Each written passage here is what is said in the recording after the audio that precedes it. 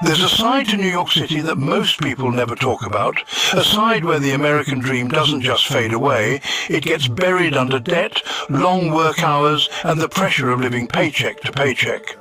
And for many Jamaican immigrants, this harsh reality hits even harder. They arrive in the US full of hope, only to find that the city of opportunity comes with an enormous price tag, a price many are struggling to pay. Today we're pulling back the curtain on the real struggles that Jamaican immigrants face in New York.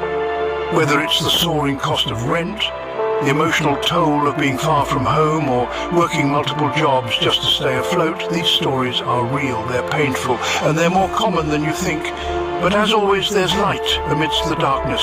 Stick with me to the end, because we'll also explore the triumphs. Those who have beaten the odds, found success, and are thriving despite the challenges. Before we dive in,